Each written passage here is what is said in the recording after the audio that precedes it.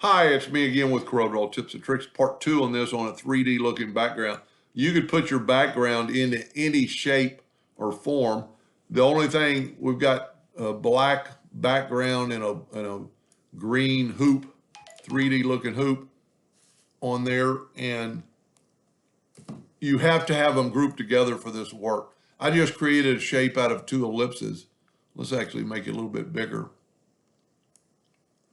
And then you can select everything and go to your intersect tool and intersect it.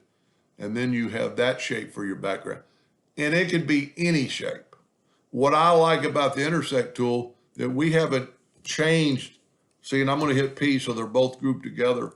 So you could have, any shape or form in there.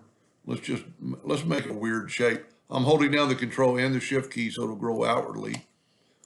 We're going to select all these boxes and go weld, and now they're that shape. I'm going to hit P, put them in the center of the page, go up to the intersect tool and intersect it, and now we have that 3D looking into that shape. Anyway, hope that helped a little bit. Thank you for watching.